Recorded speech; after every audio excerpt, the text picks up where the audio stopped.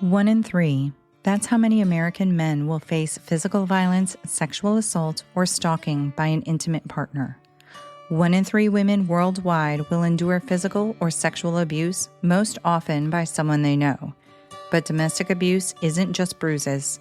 It's manipulation, it's fear, it's control that seeps into every part of your life. I'm Ingrid Dutton, and I survived it. Then I created 1 in 3 so no one else has to suffer in silence. Each week, we break that silence together. Occasionally joined by survivors, loved ones, and experts, we talk about the pain, yes, but also about the healing, resilience, and the fight to reclaim your life. This podcast is more than awareness, it's a lifeline. And a reminder, you are seen, you are heard, you are never alone. Search for 1 in 3 wherever you get your podcasts, because every voice matters and every story deserves to be heard. March is Brain Injury Awareness Month. Why is this so important to bring awareness to? Because in the US alone, a person sustains a brain injury every 9 seconds, which brings the cumulative total to 3.5 million injuries a year. The Brain Injury Association of America, BIAA, is a group that spearheads the Awareness Month. Their goal is to destigmatize brain injury, empower those who have suffered a brain injury, and promote available support.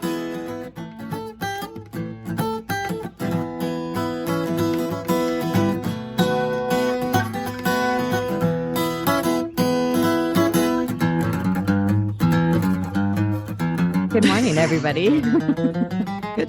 Good morning, everybody. This is Jessica. And this is Ingrid. Hey, so I wanted to tell you quick. I just saw, stop it. There's a movie on Netflix. I think it just came out, The Tinder Swindler. Yes, I've seen that. I mean, I haven't watched it. It's popped up as something I might be interested in. Did it just come out? Everything looks like it just came out to me because I'm not on there very often. Recently, maybe? It's good. Is it? It's scary and it's sad. I think Mom was watching that too. Well, yes, because she needs to learn with all of her Tinder use. Not to go on Tinder. Be careful with that online dating, Mom. Especially in that small Wisconsin city. Right. Okay. Anyways, yes. We want to say a big old thank you to everybody for all the feedback and the positive responses we've got from our episode last week. It was a tough episode, and I think it was a topic that unfortunately hit home with a lot of people. And I just say unfortunately because that it's happened that much. But I guess it did touch enough people to reach out and thank us for doing it and bringing attention to it. Yes.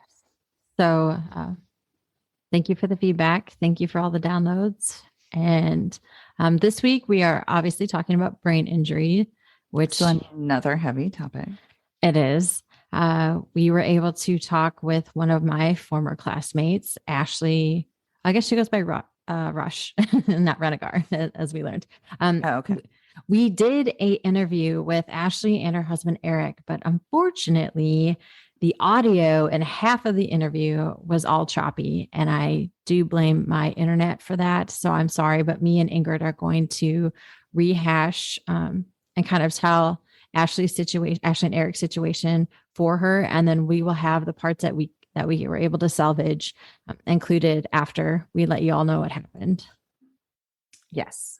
So here's a little bit about Ashley and Eric. They met back in the fall of 2012. They had a super exciting romance. They dated for a couple months, and then they were engaged for a couple months, and then they got married. I think 3 months. She said 3 months engaged, 3 months married. Right? Isn't that crazy? Whoa. I know. Did they started dating right away, or did they know each other for a little bit and then started dating? They had met at a friend's wedding, And then Ashley was actually living out of state. And when she moved back to Florida, that's when they started dating again. But they met at the friend's wedding when Ashley was living out of state. Okay. Mutual friend's wedding, I should say. Okay. So they were a quote unquote normal couple. They had a daughter back in 2017. Her name is Lulu, adorable little girl, and life was good. They had their jobs. They had bought a new house. They had the family support. They had their daughter. Everything was going pretty well until April 30th of 2020 last year. So Eric used to ride his bike to work. Ashley said it was 11 miles there and 11 miles back. It was all on a trail in Seminole County. I don't think it crossed over. Oh, no, it was across Florida. And so he would ride this bike trail. I think they said that there was only 3 crosswalks total that he had to go across. And so it was pretty straight shot, pretty forward bike trail. Ashley said that she said that it would take about half an hour, I think. He ride it really quick. I was really surprised at how fast he rode his bike. She did say it wasn't a very long amount of time. So that's also to know that Eric had been very active before. He used to ride his bike all the time. He played softball. He was just a very active person. They were a very active couple, as a matter of fact. And so that night, Ashley and her daughter were sitting in there waiting for Eric to get home from work so they could take her to the pool. And all of a sudden, their daughter came up and was asking where Eric was because he wasn't home yet. And Ashley looked at the time and realized that he was about 10 minutes late.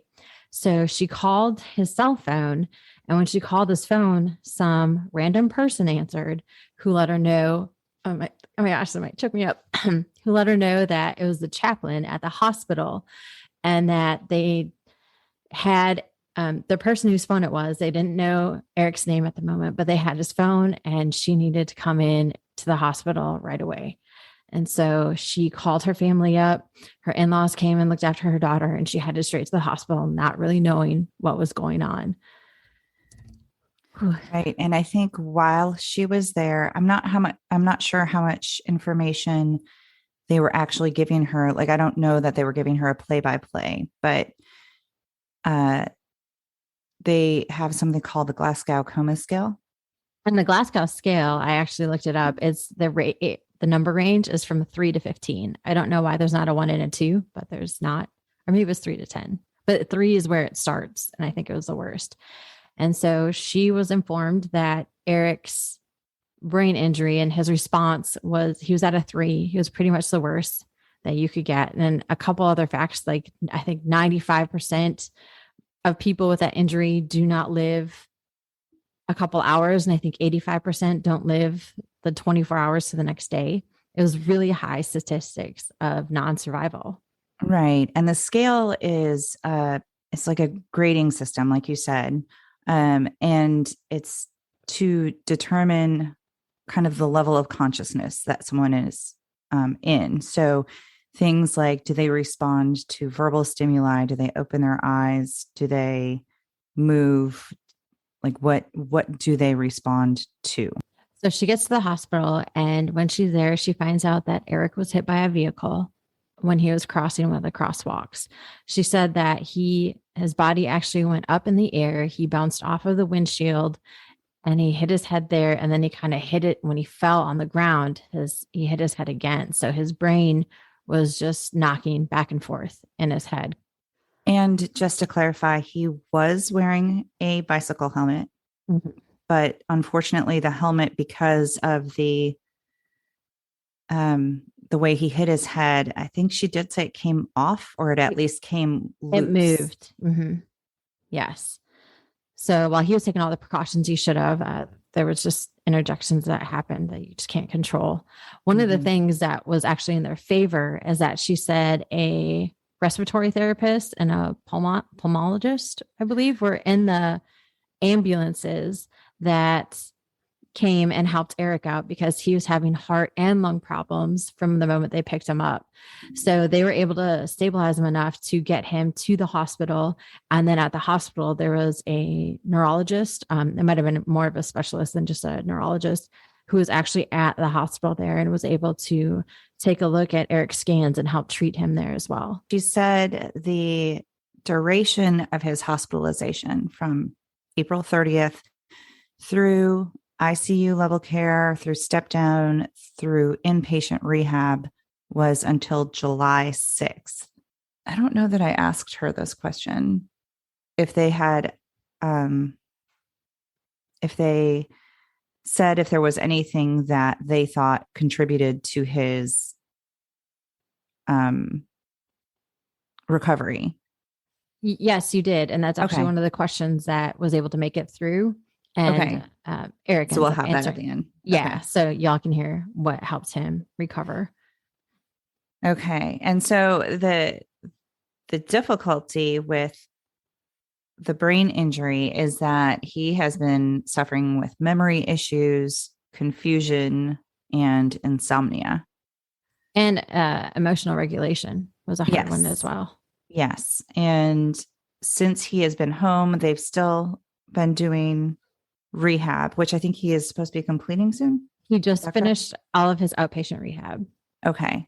But he still follows up with a psychiatrist for medication management. Correct. So medication management again for this is your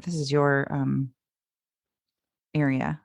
Well, what's kind of crazy with a TBI is the symptoms of a TBI and PTSD are really intertwined.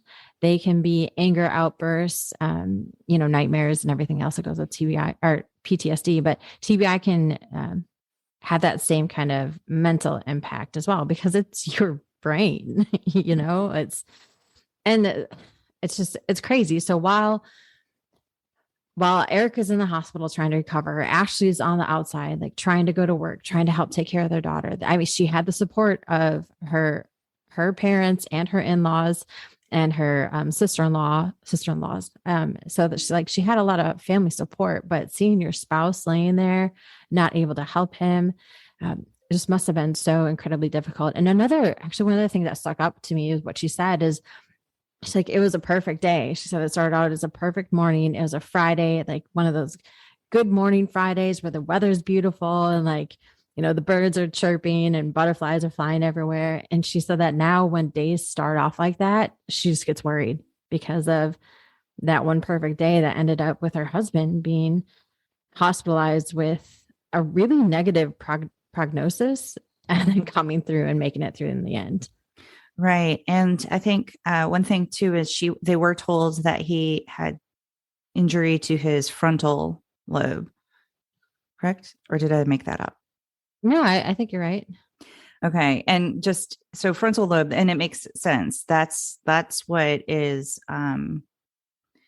it's responsible for emotions, memory, impulse control.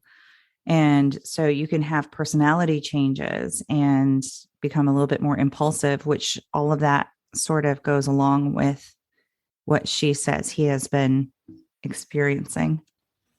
I guess I do want to include that the part of Eric that he needed the memory with was the basic functioning parts, like the walking, she said that his higher level of cognition was still there, but it was some of the more basic things that he had to relearn. So it was much like how Rachel in our first episode had to relearn all that with her daughter. Ashley was kind of in that same boat going with their daughter and Eric. So it was like she had to, train two people at the same time in some of these activities. One thing that I do think we should mention, and it might be again in the kind of the Q&A that we have at the end, is that Eric is working again. I think this was actually one of the questions too. He does ride his bike at his parents' house. Yes, because not to work anymore. Right, but he doesn't have any kind of issue with riding his bike because he doesn't remember any of the events. So that part doesn't hold the emotional, I guess, PTSD portion to it that there could be. His family has it, but he does not. Yeah, I was just about to say that. Quickly, I just wanted to talk about the actual accident portion itself. And, being former residents of Florida, we are very well aware of the driving habits and Distracted driving. Distracted driving, and the for whatever reason the high number of pedestrians that are hit in Florida. I actually was in an accident while living there, not as a pedestrian, but because of a distracted driver. Do you remember that when I was 6 months pregnant? I do remember and that. on 408 rear-ended. Mm-hmm. Anyway. And I was a witness to one because of a distracted driving. He ran right through a red light. Florida does have something in place called the no fault law. And I don't really understand it completely. I think it's where drivers can't be held at fault for certain instances of accidents.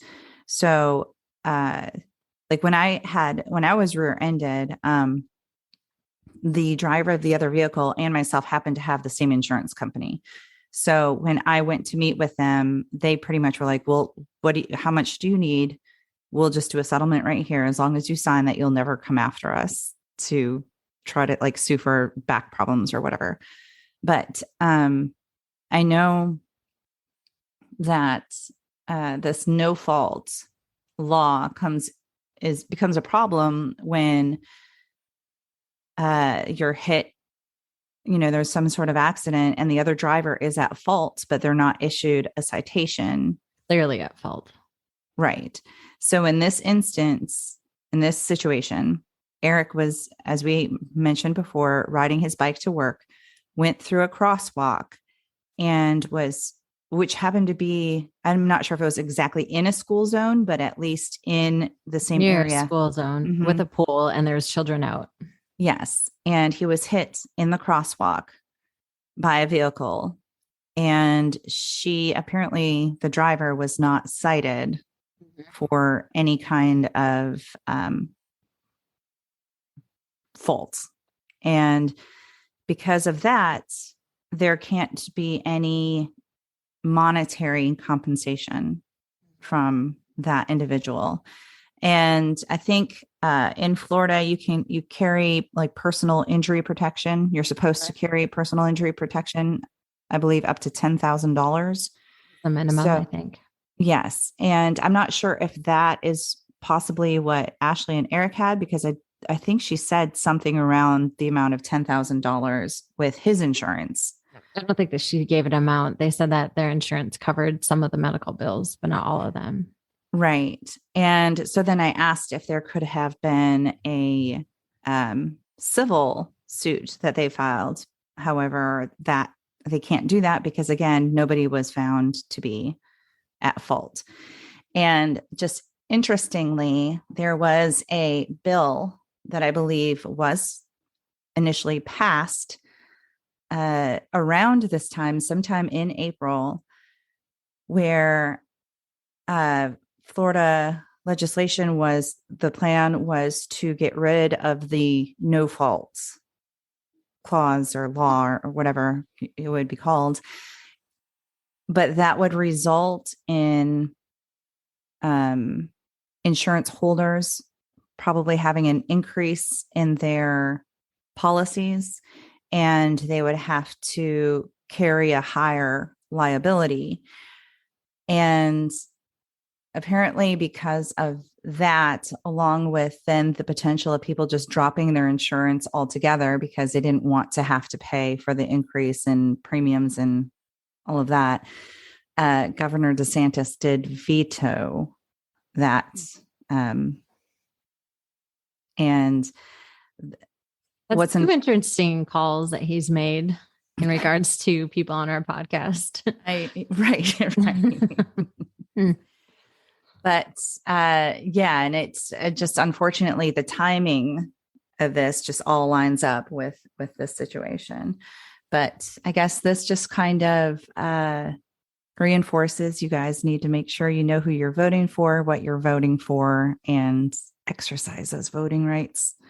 I do want to tie something into that. With all the medical bills that they do have, they're doing their best to try to get some of them. I think she said they have a lawyer that's trying to help them work with the hospital to get some of the costs down. They do have a GoFundMe that I want to include in the podcast notes. So if you click and to view what the podcast is all about, you'll see a link to their GoFundMe. And I think it would be fantastic if you could donate whatever you can. It doesn't have to be much, just to help this family out. It's a young couple with a young daughter, and now they have a massive amount of hospital bills because Eric was riding his bike home.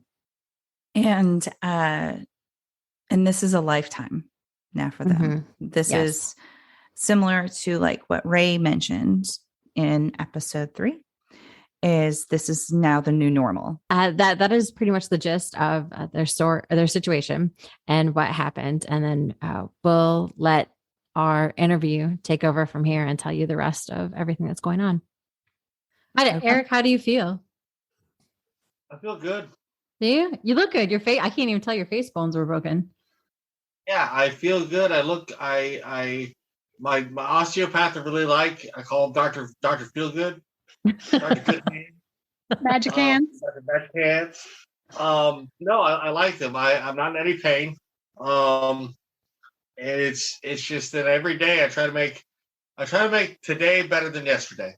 Is how I always wake up. I always wake up saying, okay, how was yesterday? And how can I make today better than yesterday? I have a couple of questions about the accident. So, Ashley, you said that he went through the windshield. So she did not drive away? He like bounced off the windshield. Well, but yeah, I mean, enough to where it's not just a little bump and she could take off. Was she just not paying attention? I mean, I hate to say it, Florida and crosswalks don't jive. Just not did. All we can assume is she was on her phone. Yeah, we just have to make assumptions because in the state of Florida, the laws also don't jive with cars and crosswalks and bikers.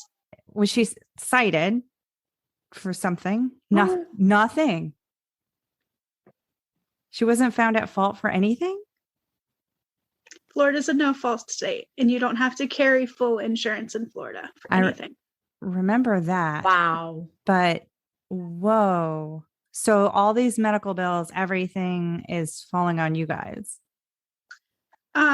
We've been lucky enough that we had a really good policy. Eric had a really good policy for us. It's a very good policy that's going to cover some of it. Like your auto insurance policy? Okay. Yeah, your auto insurance policy covers something like this.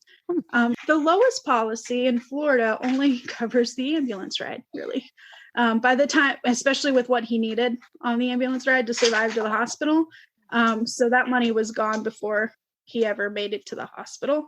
So our insurance policy is covering really the rest. And then we also have a really wonderful lawyer who has been working on trying to negotiate down our hospital bills. Has your lawyer said anything? I mean, I'm not sure. I know there's different specialties, but can there be any sort of like a civil lawsuit against the driver? Just really nothing. I mean, not to be too happy, but my gosh. It was an accident. Yeah, I think, unfortunately, it's kind of twofold. One thing is, if somebody is not really worth a lot, it's more expensive to try and do stuff just to have something down on paper. The other thing is, you kind of also just have to think about the fact that like they have to live with what they've done, and we just have to move on and live with our hands we've been dealt. We're really lucky that Eric's recovering and Lulu has her dad and we have our family, and we just kind of have to move on from there. I have one more question. Sorry, I was writing down so many questions during this. Did they ever say like what they felt contributed to his recovery for having such a poor outlook at first initially and being in a coma and, just going day by day? Did they say anything that they felt really? The most I got was a nurse told me he thought I recovered so well because I had a very positive outlook on life. And he thought that also my family helped a lot. He told me, he says, He says, man, I've seen people coming here without the family you have, and they just don't get it. He says, man, your family's here every day with you. He says, your wife's here, your sister's here, your dad's here, your mom's here. He says, I've even met your father-in-law. Me and Joe are friends. I'm like, okay. And he's like, that's why you're getting better. Because you have people here reminding you every day of who you were. And so for me, that was a big deal of I think of my recovery.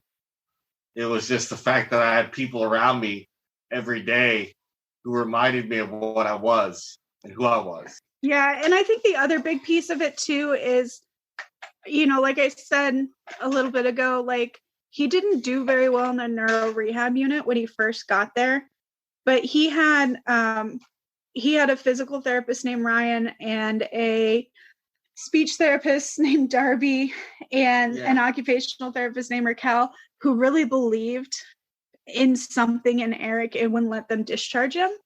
Like they really fought for him to stay there because they really thought that he could get better and that he had the capacity to get better. And they really worked with us every day and they really challenged Eric. And Eric was really tough, not the easiest patient. I mean, it was to the point where he was in a zipper bed and stuff. And it was, he had a sitter all the time on this unit. Like it was bad. So it was, but they believed in him and they challenged him and, they didn't let him be lazy and they pushed him and like were invested in him getting better. And he had like a whole like floor full of people come to see him to graduate and take pictures with him. And it's just, they cared about him. And I think that's why he recovered, is that he had a whole bunch of people who just loved him. Tell you, like, we've had people, send us food and flowers and money and cards and stuff for Lulu and like random people like I've never even met. Like, I can't even tell you how many people have just like touched our lives just because they care. And so like our family has just been really blessed. And so like I said, it's just every day is really tough, but like we just have to focus on how lucky we are to still be together. It's gonna be hard to believe in high school I was kind of a big deal. I mean, I'm not a ladies man per se, but As you can see, the injury did not ruin the humility in Eric. I'm glad that's there. so, yeah. He has a hard time like processing the amount of people that just like were around. And I think that's the hardest thing, like with all of this, is like it's getting easier, but it's still not easy. But like the amount of people on the front end is insane.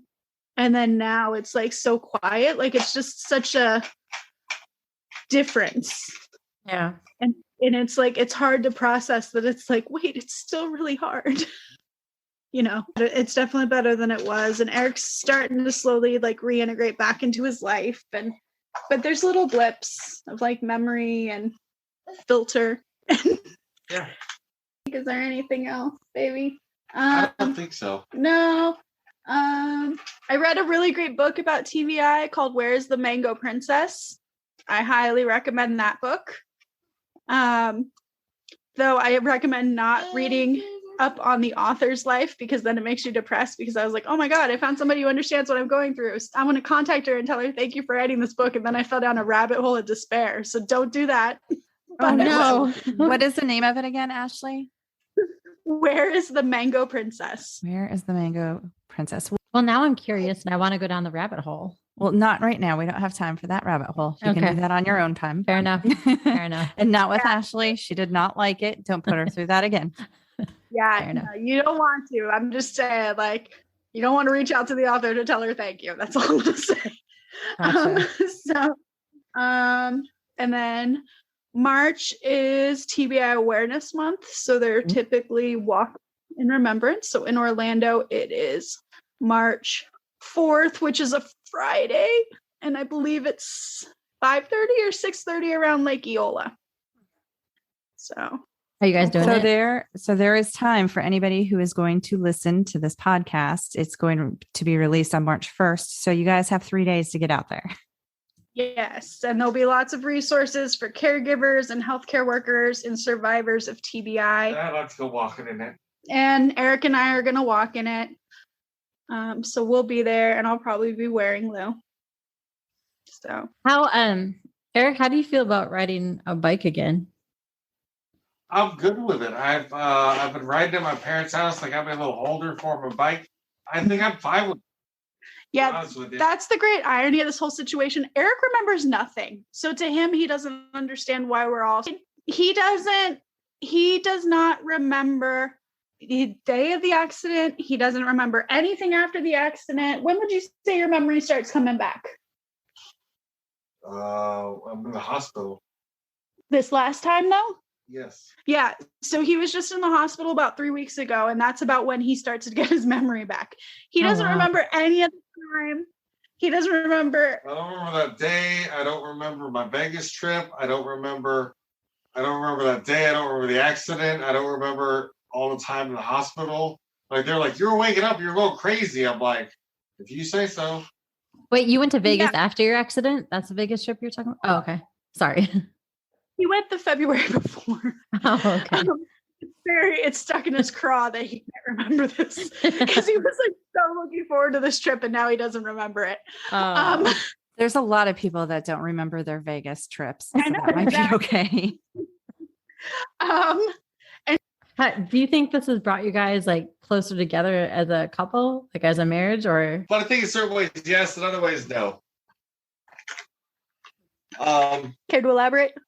Yeah, I think in certain ways, yeah, but like because we still have to get ready and every day we have to try to be a couple. So every day we have to be a couple together.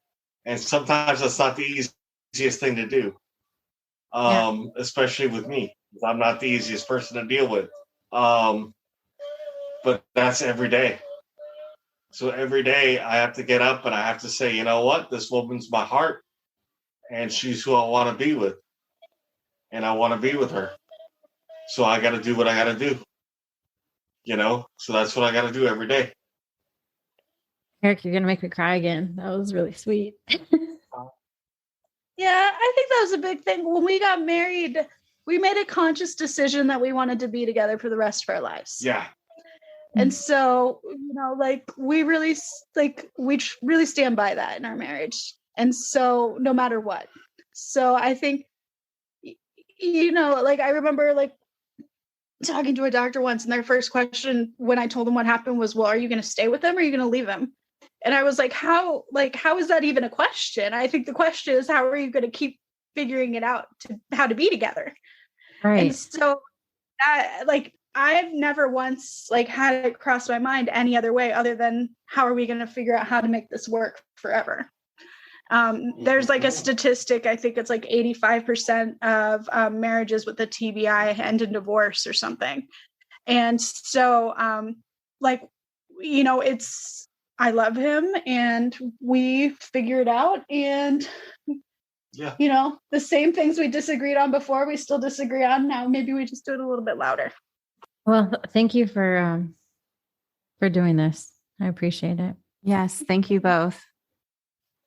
Yeah, of course. It's kind of those weird things that like I never knew anybody with like a severe TBI until Eric happened, and then I met other people. So if it can help anybody to at least feel like they're not the only one feeling crazy, then I'll take it. Good. Awesome. Well, we'll let you guys it's towards the end of the night there, so I'm sure the fatigue might be setting in. Okay. All right. I don't know. It's probably time for more nannies. So who knows? You could never have too much Fran. Fran, I get in know. here. How she became the nanny. That's funny. All right. Well, I love you, Ash. I'll talk to you later. It's good seeing you. It's good seeing your face. It's good to see you again, Ashley. I'll talk to you guys soon, okay? All right. Bye. Okay. So now you've heard it from them themselves of some of the things that have impacted them and where their lives are now and how they're planning on moving forward, which they are stronger people than I am because I would want to quit. So it's pretty amazing. And I think I'd be a little pessimistic. It would be difficult. I'm sure they probably have pessimistic days. So I think that, like Eric said, that he tries to make today better than yesterday. And I think that's just one way that they have to carry on. Because a lifetime of this seems more overwhelming. But if you take it one day, I'll make today better than I was yesterday, it becomes more manageable and more controllable. And honestly, like, I don't see why most people shouldn't live that way. Just try to be better than the person they were yesterday. Can you imagine how good our world might function? Maybe Russia wouldn't invade Ukraine then. I said that for our Russian listener. Or 2 downloads in Russia. Well, speaking of that, prayers to everybody in that situation. Everybody. Okay. Well, everybody. I know you said everybody. I just reemphasized everybody. Okay. I was going to say, I don't know who I singled out, but thank you, Ashley, Eric, and Lou for sharing your family's situation with us. Please, everyone, give them support because, like we said earlier, it's a ongoing lifetime thing. And if you can't help financially, just I didn't even mean financially. Okay. But maybe drop a comment or two. I believe Ashley is following our Facebook page, and she is definitely following our Instagram page. So under some love. Yeah, just maybe even a heart. We'll know that's for Ashley and Eric and Lou. And we'll be posting on our Instagram the book that she mentioned, Whereas the Mango Princess. And we'll do a screenshot of the walk that they're doing on the 4th. Right. In Orlando. Thank everybody for listening. We have a favor to ask of you guys. So if you listener, as in you guys, you one, we are talking earbuds, to you.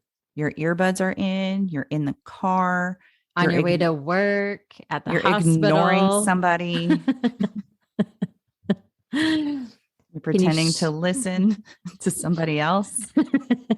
Share your favorite episode with someone in your life. Just one person, pick an episode, pick the whole show if you want to. But hey, I think you would really, I think you would love these 2 weirdo sisters. I think mom and dad are done sharing because they don't have anyone else. I agree. I have not shared this with everyone in my life, but even I will share this with one person. I think I have shared it with everyone in my life, and I think they're sick of hearing from me. So now it's all up to you. But that would help us tremendously is if you could just share it with one person. Find us on Facebook, find us on Instagram, like us, follow us. We're posting something with every episode. And go ahead. Yes. I just wanted to say it's March. Happy March. Happy March. And we have some fun stuff coming up in March. We have next Tuesday is International Women's Day. We're not going to tell you what the topics are, but we're going to talk about girls.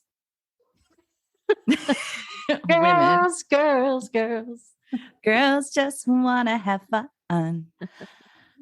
It is also Social Work Month. So happy Social Work Month to all you social workers listening out there. Yes. Happy Social Work Month. There's Hospitalist Day. There's Doctor's Day. That might be a hint of one of the episodes coming up this month. It is St. Patrick's Day.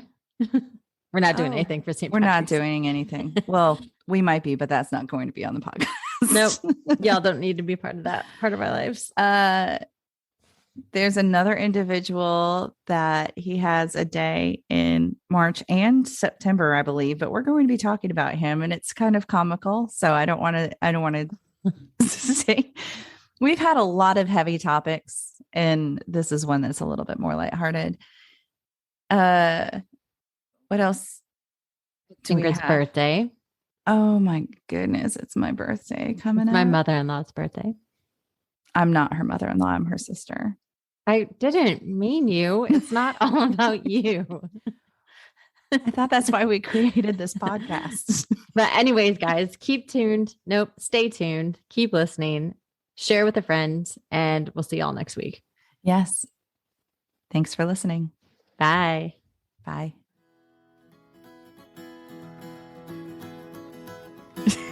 If you would like to reach out to us or submit your situation, please contact us at anothersituationpodcast@gmail.com or find us on Instagram at Another Situation Podcast. We're also on Facebook at Another Situation. Another Situation is produced and edited by Point 5 Pinoy. Music is written and performed by Tim Crow.